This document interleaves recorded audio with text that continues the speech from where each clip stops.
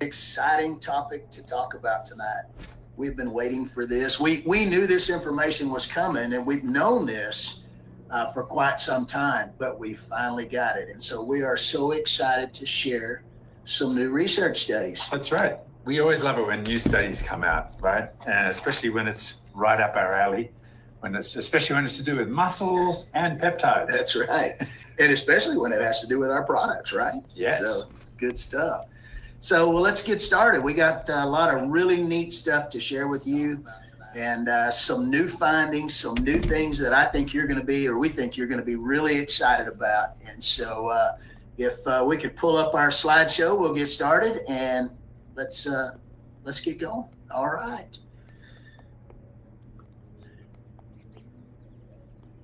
There we go. Look at that. There's a familiar looking family. I think I've already introduced myself, but there may be some new guys on the call. So yes, I'm Mark Bartlett, originally from Australia, came to America to work for the National Cancer Institute. So I lived in the Washington, D.C. area for quite a while, and then came to Utah when I figured out that probably health prevention is even better than health cure.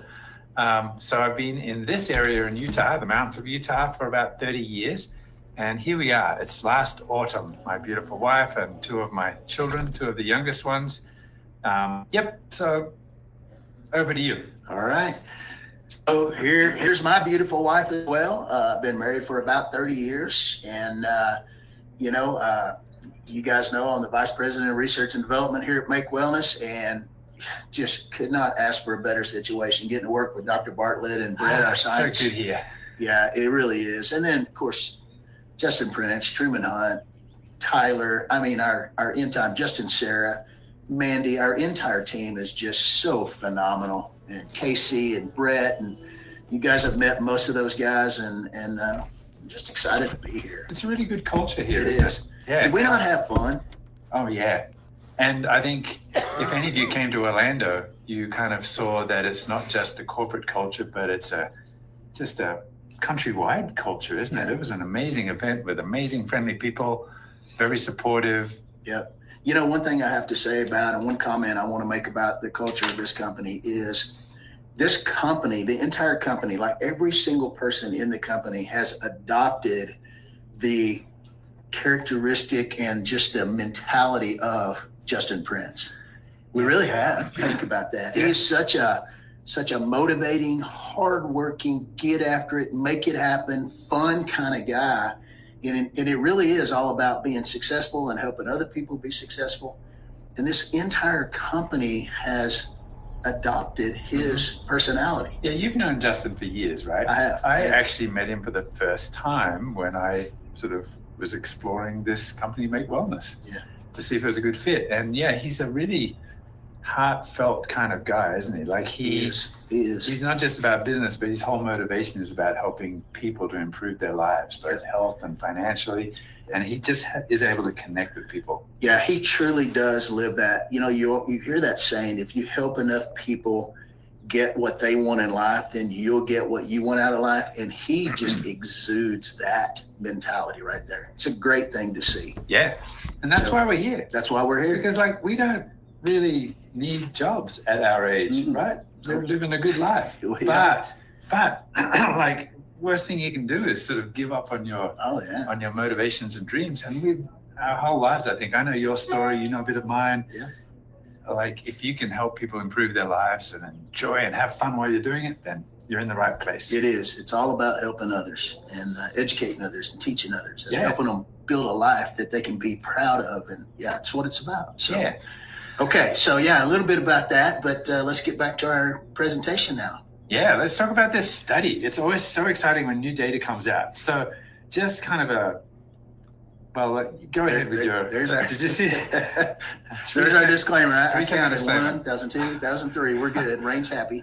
Right. And this is all really cool stuff we're about to talk about today. And we have shared with you the studies.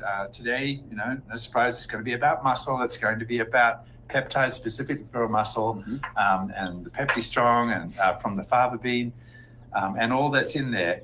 But most of the studies so far have been on males. Is that right? That's right. And All so, of them have, in fact. And like I noticed when we went to Orlando that most of our amazing leaders are not male. Even though we've got amazing male leaders, we've got a lot of females there. We do. And they're asking us like, hey, Alan, when's the study going to come out that shows that this works on women as well? So here it is. So here it is. So all of you guys know, and we've been talking about FIT since early August. And you know what the mechanisms of action are. So enhances muscle protein synthesis, inhibits muscle protein breakdown, reduces chronic low-grade inflammation, inhibits the expression of myostatin. We've talked about that and trained on that for months and months. And we're going to really double down on it today. We are. So if this list of 4 things is like, wait a minute, I'm going to write it down. Don't worry. A lot of discussion on that today. Lots of it. So here we go. Yeah, this is really interesting. So whenever you have a publication, usually there's an introduction part. So there's an abstract that says, hey, here's what we did, here's what we found. And then they go into an introduction. And the introduction of a research paper is really good for helping you get a frame of reference for why we're doing the study. And some interesting statistics sort of popped up in that introduction, which I thought were fascinating, where really only a quarter of people meet the recommendations for physical activity. Yep. What is that? The recommendations for physical activity are basically, I think, like some kind of muscle workout twice a week. Yeah. It's really very, it's like 30 minutes of exercise 3 times a week. Yeah.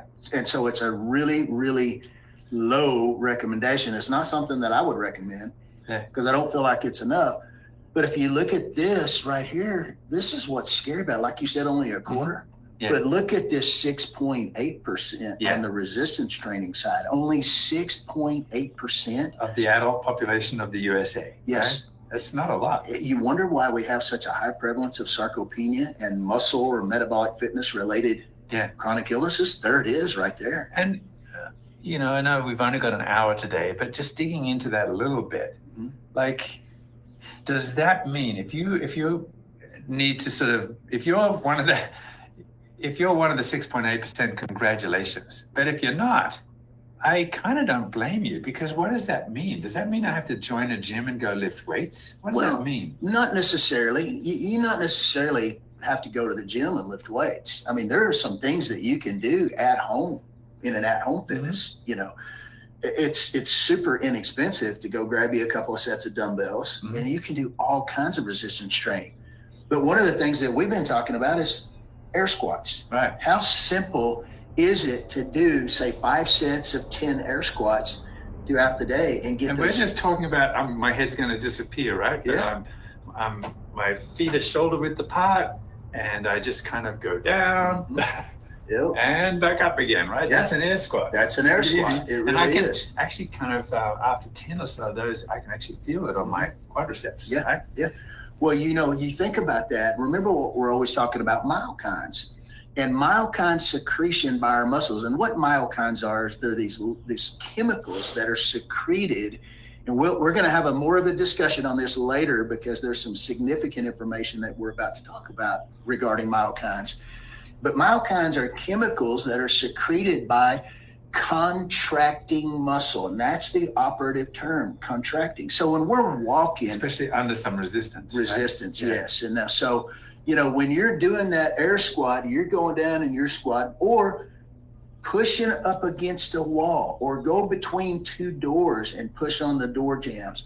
You're causing muscle contractions, which are forcing your muscles to secrete myokines, right? And it's so important to understand that those myokines, through what's called crosstalk, communicate with virtually our brains, our hearts, our microbiomes. Virtually every organ system in our body is impacted by myokines secreted by exercising muscle. Yeah, I'm particularly interested in BDNF, right? Brain-derived neurotrophic factor, which may be a misnomer because it should be really muscle-derived. Brain impacting. Right? Because when you exercise, there's this message that goes to the brain that increases neuroplasticity, meaning sort of just the ability to adapt and think and remember. that's pretty important for us as the science guys. Absolutely. Make That's why we work out every day, right? So I do push-ups and I do some pull-ups with a pull-up bar and maybe some dips. Yep. That would count, right? And I don't go to the gym. I don't have a gym membership. No, it's not necessary to go to the gym. You can do things up against the wall. I've seen a lot of people that'll get up against the wall and slide up and down on their wall squats. For older people who are unstable and maybe lack some balance, do a sit-stand, what's called a sit-stand exercise. And you put a chair up against the wall so that chair will not move. And if you have to hold on to something, you might have to hold on to a walker for an older person or whatever it is to stabilize yourself. Just sit down and stand up. You're contracting those muscles. And so it's very important to find a way every day to contract those muscles. And walking doesn't cut it on. And believe me, walking is a fantastic exercise for your heart, for your blood flow, for your vascular system. But it doesn't quite contract your muscles enough to cause a secretion of myokines. Right, so that would go under the aerobic. And That's I think the CDC is recommending like 150 minutes a week of walking or 75 of running or jogging, right? So I guess the goal is, everyone, like I know we're going to talk about some amazing ways to supplement and help your muscles, but you really can't avoid being physically active. This is super important. So let's boost that from the 6.8 right now, and let's make sure that we're all in the category of those people that are getting some aerobic and some strength exercise. And here's why we need it, right? Next slide shows that resistance training, this is just like, there's a ton of studies in the exercise physiology arena, but I find this fascinating that if you are resistance training just 60 minutes a week, then there's this thing called all-cause mortality, meaning like, I guess, death from almost anything. Death from everything. And we'll dig into that in a minute. But basically, it's just increasing your health to the point where you have a much greater survivability, much greater health span in your life. Now, you see it drop off there a little bit, right? So does that mean, like, I'm sure you do more than 60 minutes a week. Does that mean you're less healthy? I would say not. Let's dig into the nuance of this, right? They have a lot of study on that first part of the curve. And where you see it drop off there, it's really just a nuance of statistics. They don't have as much studies on people that are doing more than that. So I took the liberty of, in the next slide, showing you what it would really look like from a biological perspective. This is called an asymptote. It's very common in biology. It really shows that, like, if you're doing more, there is going to be a diminishing return, right? There is a sweet spot, and 60 minutes is kind of a sweet spot. But if you do more than that, within reason, that doesn't mean it's less healthy. That's right. This is what it would really look like if there was enough data. Yeah, that's absolutely right. And I will add to that, when it comes to metabolic fitness and muscle health, there's no such thing as too strong and too metabolically fit, in my opinion. Yeah. I mean, because the more metabolically fit we are, the better able our bodies are to handle those stresses of life, those things that will cause, right? that will cause mortality, right? Yeah. And so anyway, so you have to be strong. And that's one of those 4 pillars of health that we're always talking about. But this will give you an idea of why exercise is so important. Now, like, look on this, what's called the y-axis on the left here that goes 5, 10, 15, 20, right? So 60 minutes a week of doing some kind of resistance exercise is reducing that all-cause mortality risk. So what are some of the things that sort of increase the all-cause mortality if you don't do this? And the next slide shows you just some of those. Whoops, no, they don't. Where is that slide? The slide looks like it's there, but maybe it's not. Yeah. Okay, well, let's just talk about it. If you don't exercise a lot, or according to the recommendations, then, so what happens? Well, let me see, I'm just digging up some graphs here, right? What it shows is, like, if you don't meet those basic recommendations, your risk of cardiovascular disease rises by 50%. But then that probably doesn't surprise you, right? Because physical activity gives you a healthier heart and healthier cardiovascular system. This next statistic really kind of surprised me a little bit. The increase in anxiety goes up 50% if you're not exercising.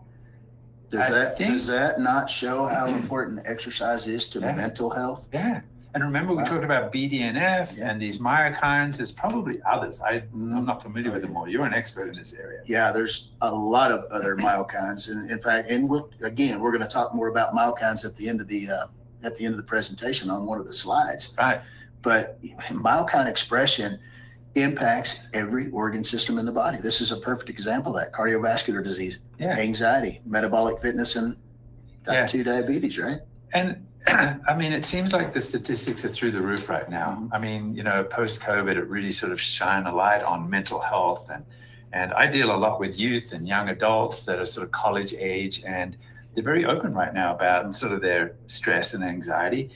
And I don't want to be sort of cliche or glib or just sort of give them an easy solution, but I kind of can't help but think if we were all more physically active, then our mental health would also be much better. Now, there's one that's probably not surprising to you, and that is type 2 diabetes, right? This is, in a nutshell, the inability of your body to sort of handle the glucose load. Would that be a good description? Absolutely. And it affects all sorts of things. And the statistics do show that there's a 12% increase in risk of type 2 diabetes if you're not physically active. All sorts of reasons for that. And I think we don't have a slide for it, but let's just talk quickly about it. When you exercise, it reduces visceral fat, right? Whether it's resistance or aerobic. Yep. That lowers the risk of type 2 diabetes. Here's an interesting one. You've probably heard of hemoglobin A1C. Anyone heard of that one? Maybe you haven't. It's a measure of glycation. So when you have excess sugar in the blood and it's not being taken care of, the insulin's not working quite well enough, the insulin receptors aren't pulling it into the cells, then you have kind of this sugar that's floating around in the blood and the cells. And excess sugar is a dangerous thing. The body actually exquisitely, very tightly controls blood sugar. Yep. Like even if you're sort of on the road to type 2 diabetes and they do a fasting blood glucose in the morning, it's probably going to be pretty tight. Mm-hmm. What really demonstrates the ability of the body to handle glucose is these challenge tests, where they'll give you like this glucose drink, and then they'll measure the ability in your blood of the body to sort of pull it out. So that starts to get weak when you don't exercise. Who cares, right? If I've got sweet blood or sweet urine, is that a problem? That's a significant problem. It actually super is, right? Because what happens is that glucose molecule is kind of sticky. It's just like Brett today brought in some, what do you call that? Caramel popcorn, right? Yeah. Think of caramel popcorn, right? It's all stuck together in the bag and you kind of have to pull it out of the bag and it unsticks from the others. Sugar does that to protein. It sticks to a protein end, and then that protein now has a sticky end, and now another protein will stick to that. And then you get this kind of permanent cross-linking that goes on. Like every wrinkle in your face is actually a permanent cross-linking of the collagen. Yep. Now imagine if your body can't control the glucose, then your entire vasculature starts to do this cross-linking thing. And so all of the symptoms of diabetes are related to this, which is, glycation. Mm-hmm. So super important to be able to control blood glucose. Exercise is one thing that helps you do that. Yeah. Another fascinating thing about exercise and its benefits is how it reduces blood pressure as well. Right. Hypertension is a significant issue. A lot of times hypertension can be caused by, an imbalance in calcium, magnesium. It can be caused by an imbalance in potassium and sodium. But people don't understand that it also can be caused by too much sugar also, because sugar requires what?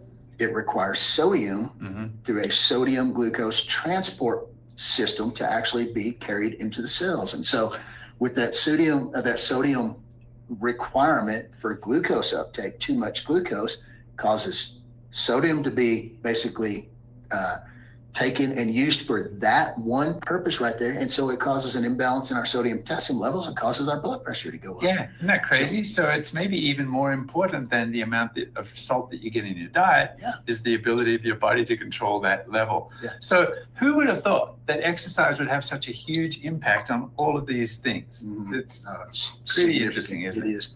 Yeah. Yep. Great. Okay, so let's look at the next slide. All right. So our basically, here's the title. This is the title slide for the presentation, and it was just published literally last week. Yep. So and I feel like a guy who knows the famous people because I know Niam. She's like she's a PhD, a graduate, I believe, of Trinity University in Dublin, which is a famous and very good university, really strong on the medicine and the biotech. Nora Caldi, who is the CEO of Nuritas. So they're a couple of weeks ago, right? Yep. And then Brian Keogh is like a super interesting guy, a PhD. I can't even remember what his expertise is. I think it's immunology and biochemistry, right? Yep. And then Andy Franklin Miller, who's the chief science officer of that company, a Marine of 16 years, a medical Marine guy, right? So who everybody that went to convention got to see at convention. Right. So, jumping out of airplanes and saving people. So carrying champagne back up from the Queen Elizabeth. Long story, but anyway.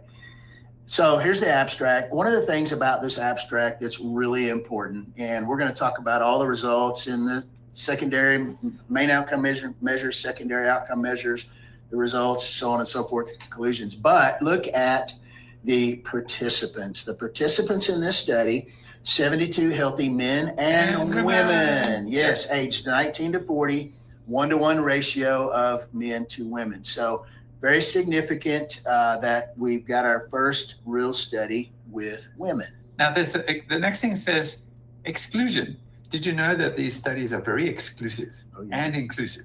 Would you have been excluded from this study? Yes, I would have. Right? Because he does greater than 3 hours of resistance training per week. I do 3 hours in about 2 days. Right? So they try to find healthy average people. And there's this whole list of things like, if you smoked weed or did something like that, you're not in the study, right? If you exercise too much, you're not in the study. If you abuse drugs, abuse alcohol, abuse tobacco. And you can tell when you look at a study. In fact, there's the list right there of exclusion and inclusion criteria, right? When to a certain extent me, but to a great extent you, Alan, because you're doing a lot of study reading right now, you can look at an abstract and you can immediately tell if this is a decent study. Yeah. And this is a really good study. It is. It was very tightly controlled, which, what you have to understand about controlling, when we say it's tightly controlled, that basically means that we're reducing the amount of bias in the study. And so this study was very tightly controlled. The list of inclusion, exclusion, the inclusion, exclusion list on this thing was huge.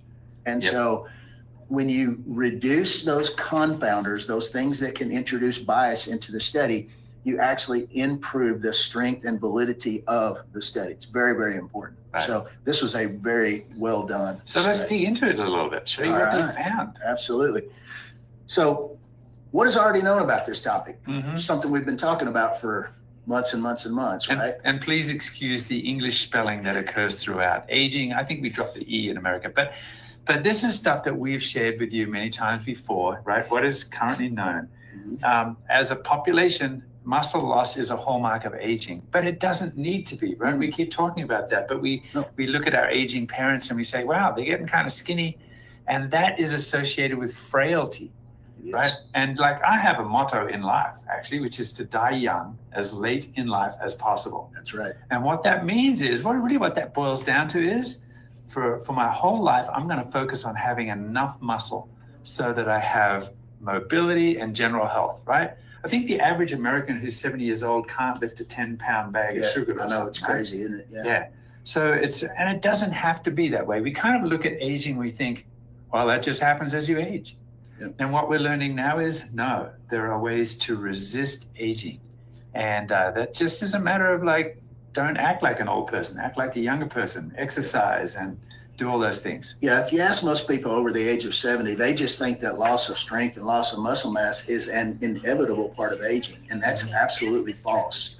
I've actually read studies and appraised studies of people that were 85 and older doing, and these were brand new resistance trained individuals. They had never been on a resistance training program in their life. They had significant levels of sarcopenia and loss of muscle mass, function, and strength. And at 85 years old, their strength gains and muscle mass gains were enormous. Right, which helps with their bone density, Yes. their cognitive function. Yep. So let's not act our age all the time. Absolutely. Right? And so the question is, what does this study add? Well, we've talked about the importance of exercise and resistance training. Now what this study adds is, how can you turbocharge that? How can you help something that's not all that easy be easier? How can you add to the gains, sort of, I guess, multiply your efforts? It certainly is a multiplier, is it not? Yeah. So how does this study affect research, practice, policy? A very low dose of peptides, the 2.4 gram dosage that we have in FIT, within the VFH target, which would be basically the FIT target population, targeted positive changes. VFH stands for Viscous fava protein hydrolysate. Right. Yes. So this VFH is just short for these peptides. Fava bean hydrolysate. Right. Yep. So I mean, without any additional protein intake, we saw significant increases in strength, endurance, significant impact on mobility, and all-cause mortality. So, and it wasn't an increase in protein, it was the increase in the peptides. Right. That's the take-home message right now. Spoiler alert, that's like doing the movie preview and just telling you, that Exactly the Titanic sinks at the end or right. something. But if you're interested, stay with us and we'll dig into the details a little bit and share that with you. All right. So this particular slide right here is essentially a one repetition max leg extension test. And what they look at, you got 3 days that they did testing on: day 0, day 28, day 56. So it was an 8-week study. And no differences, basically, no significant differences at day 1 or day 0, I should say. But then by the time that you got to day 56, you had a significant increase in muscle strength on a 1 repetition max. Okay, let's look at this a little bit. The gray is the placebo. Mm-hmm. So why did we see an increase in muscle strength, leg extension strength in the placebo? Shouldn't that be working at all? Well, you do see an increase because of a regular resistance training program. Right? Yeah, exercise makes a difference. Exercise by itself, it made a big difference. In fact, you saw, basically a 68.99 kilogram mean in the placebo. However, Scientists always talk in kilograms. Kilograms, yeah. You saw a 78.45 kilogram 1 repetition max in the fava bean, right? In the control group. So what we're talking here about is a multiplier effect, right? An improvement, like absolutely. You do the same amount of work. That's what's represented by gray. Now, if you have the peptides, you're seeing an increase in all of those, right? Yeah. Right from actually, like day 21 was pretty significant. Day 28, already seeing day 28 a great improvement. Yeah. So the improvement with the peptides versus the no peptide group, everything else being the same, the training regimens were the same, was absolutely, it's mind-blowing to me, very significant. And that's only over an 8-week period of time. And we'll talk about why. But, first of all, here's the proof of the pudding right there. Yeah. Now look at this one. This one is at convention. I don't know how many times we heard at convention how many people felt like their stamina was so much better. Yeah, and that's so interesting. And you kind of think, well, you can't jump to conclusions in science, right? So people say, well, was that studied? And I'm not sure that it was. They kind of focused on strength and muscle mass.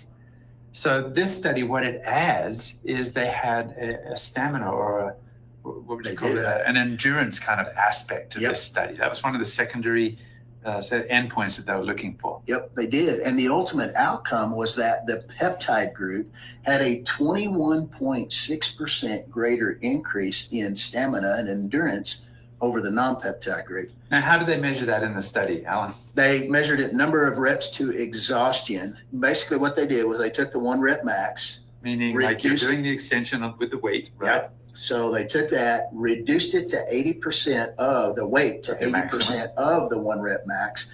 And then how many times can you do that on a one leg? And they were standing by with the cattle prod to make sure that you're absolutely doing the most that you could. Absolutely. Like you can do one more. Absolutely. Just, just like on max day, man, you're in there and they're pumping you and you're doing as many as you possibly can. But the peptide group did 21.6% more reps than the non-peptide group, and that is a significant increase in endurance. And they measure significance statistically, right? And when you see a graph like this, you'll always see like a little asterisk. That usually means there's a statistical significance. If you see 1, it's probably 0.05, meaning 95% certainty, right? Yep. And if you see 2 asterisks, it usually means even better, right? 99% or something like that. So look for those asterisks when you see graphs in studies. Yep.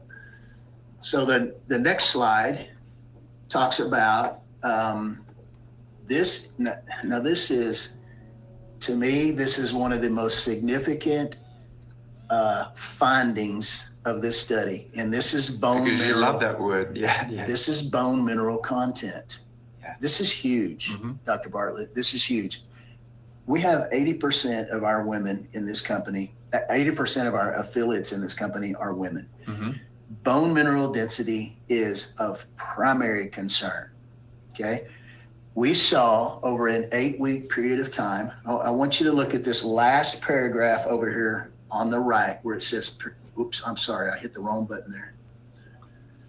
Participants supplemented with our peptides had an increase of 22.2 grams of bone mineral content over that 8-week period of time versus the placebo, which had a mean decrease of 8.2 grams. Which is so interesting because actually exercise in general does increase bone mineral density, right? It does. That's a natural consequence. Maybe, and I don't know the data here, maybe it just takes longer normally than the 28 or the 56 days. Yeah. But you're definitely seeing an acceleration of that in this study. You certainly are. And it's that right there is a very exciting finding. And you know what? When we can sit here and now say that we have a clinical study showing an increase in bone mineral content, that is huge. Yeah. That's a huge benefit. Really good. And those little dots are actually the individual humans. And then you see sort of the way that they outline it statistically. So really nice data. So now this is the one that I really get excited about. Now everyone's eyes are glazing over right now because, whoa, this looks like a lot. Why is Alan so excited? Yeah. But let's point them out individually, right? So overall, this is, we're looking at those myokines and exokines that you're talking about, right? Yeah. What is released from the muscle when you exercise and contract? And some studies, they might have just published this and said, "Wow, this is great. We've looked at the blood of people who are exercising with the placebo versus exercising with the peptide, and look what we found." Like what we've shared with you is like the results, the bone mineral density and the muscle endurance and strength. But here is one of the reasons why. I love this too. Yeah, this is the underlying, you were always talking about the underlying cause. This is the underlying cause, okay? So let's point out a couple of these. Let's go over here and let's look at this one down here at F. This is called interleukin 6. Now, interleukin 6 is a myokine that is secreted from exercising muscle that helps to regulate glucose homeostasis, promote lipid mobilization for energy, reduces visceral fat, and supports immune function. Huge benefit to the body. You know, this is interesting, and we're probably getting a little bit too geeky here because we just talked about IL-6 for an hour yesterday. We did. IL-6, when it's secreted by the immune system, is what you would call a pro-inflammatory cytokine. It's recruiting other inflammatory cells to help you fight disease, fight bacteria and viruses. When the muscle excretes IL-6, it's actually a huge benefit. It's called a myokine, and it has a benefit in maintaining muscle growth. Normally, it does. Inflammation reduces it, but this doesn't cause inflammation in this context. Nope.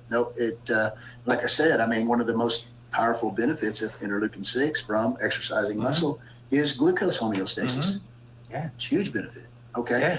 Next one. Take-home message, though, is the active, which is the white box, went up. Statistically significant. What went up? The IL-6 from the muscle change, right? Which we know from all sorts of other studies is a benefit to the muscle. Yep. Let's look at this letter H down here. It's called apelin. And I've heard it also called apelin or apelin. It depends on, what part of the world you're from, but in Texas, we like to call it apelin. Right. So it's really I would simple. think we'd have 2 P's if it was apelin, but go ahead. So if you look at this, there's a significant increase in the amount of apelin. Well, what does apelin do? So apelin is an anti-aging myokine that improves cardiovascular health and combats hypertension. I would have thought, wait, what? They have an anti-aging myokine? They do. That's pretty amazing, isn't it? Well, I think I can see why you focused in on this one. Absolutely. Who here wants kind of to slow the aging process? So tremendous anti-aging benefits by increasing exercising myokines. Why it's important to contract those muscles. And exercising worked fine, but boy, just exercising alone didn't raise the bar on apelin very much. But when you added that peptide to your exercise regimen, you see it. That's just crazy. Like I would have expected those to be way closer. Yep. It's really quite amazing. It is. Let's look at C up here. It's called oncostatin. And oncostatin. Are we allowed to talk about that? Because wow. Yeah. Well, look at the increase in that.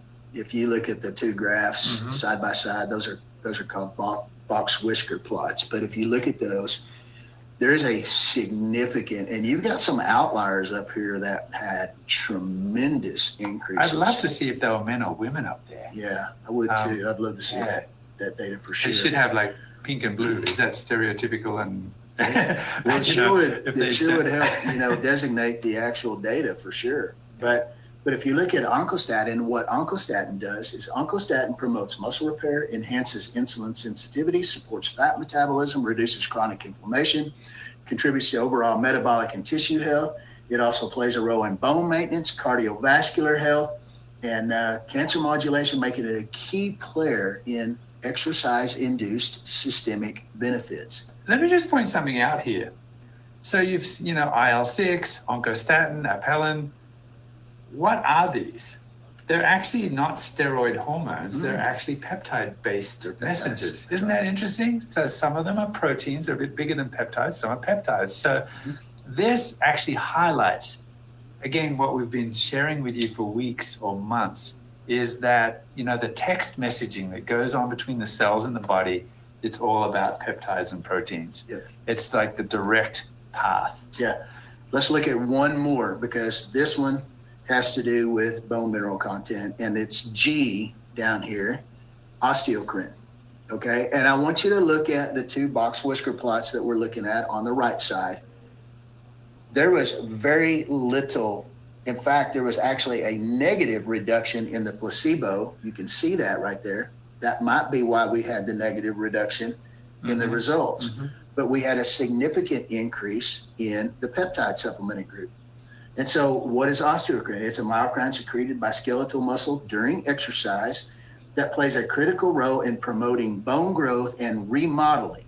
Because the osteoblast is the cell in the bone that is creating. Yep. So it enhances the activity of osteoblasts. Additionally, here's another interesting benefit. It supports brain health by influencing neuroplasticity and cognitive function. How about that? So it also works in conjunction with BDNF. I feel smarter just looking at this graph. Yeah. So you can see from this that there is a significant benefit to myokine expression. Yeah. And how do you get myokine expression? Muscle contractions. It doesn't happen any other way. You get that muscle contraction. Yeah. This is great. I can see why you were excited about this. Oh, yeah. It's huge. I hope everyone's eyes are wide open on this. Yeah, and this is just the beginning. We will continue teaching on this and continue talking about this, and you'll hear much more about it. So let's go to the next slide. So now what do we have? Mechanisms of action. Right, you saw the list before, there were 4, right? Now there's 5. Now we've got one more. How about that? So we've added increases bone mineral content to our mechanisms of action. Yeah. Clinically studied, clinically proven, and significantly enhanced. Beautiful. All right. So conclusion. All right. You want to read? You want to Sure, take I'll away read the it. conclusion? Yeah, as long as it's English spelling. So the peptide was shown to significantly enhance the effect of resistance exercise, right? So not just in strength, but also endurance. That's I think that's a really key take home here. That strength and endurance. Mm-hmm. You know, Oh, I and I don't want to miss the BMC, which stands for bone mineral content, right? I got to tell you, since I've been taking the peptides, and I've always been a pretty strong guy, but I've never been a guy that's had much endurance. I never have. And I think a lot of that had to do, you know, as a defensive lineman in high school and college, an offensive lineman as well. 6 seconds, right? Yeah, 6 seconds. And our coach, Coach Slayton in college, would always say, I don't care what you do. For 6 seconds, you're going to do this. Anything after that, they're so far down the football field, you're never going to catch them anyway. Mm-hmm. All you got to go is 6 seconds. So you don't have to have a lot of endurance to do things for 6 seconds. Mm-hmm. I will tell you that since taking the peptides, when we got them back in October, man, I could sit down and I can rip out on 60, 70, 80 pound dumbbells for sets of, 20 and 30 and 40 reps. It's crazy. So it's amazing. So I can tell you that just from my personal experience, that is real. I've never had endurance like that. And I didn't know if it was strength or endurance, but I've been doing the same regimen, right? I'll just call it the skinny old guy regimen. Mm-hmm. Like every morning or every second morning, I will do some push-ups, maybe 15. I know I can do more, but I'm sort of saving my muscles for later, right? And then I'll do a wide arm pull-up. And for the last several years, I went from 0 to 6, and I've been basically plateaued at 6. Like a wide arm pull-up is not that easy. No, so I'm pulling it up. It's wide. I'm pulling it up 6, and then I'll do some sort of the narrow ones and do a few more, and then I'll do some dips. And then the only thing that changed was the peptides. Suddenly, I'm like doing 9 of the wide arm. I'm like, is that endurance or muscle strength? I think it's both, right? Absolutely. And then the dips, like, I'd be really happy with myself if I did 10, and now I'm doing like 14, 15 dips. Yep. And so, just like that's an N equals 2, right? We're both seeing an improvement there. It's really fun to see the study come out and say, oh, well, actually, if I was in that study, I probably would have been in that group that improved like that. It's confirming it. So next conclusion, with the peptides, with the peptide, it only contained 1.6 grams of protein per 2.4 grams of actually peptide supplements, right? And so within that supplement, participants in that group consumed on average about 1.21 grams per kilogram of body weight. Which equates to like maybe 90 grams. Oh, it's right there. Okay. Yep. I did that in my head. You did. It was so close. That's right.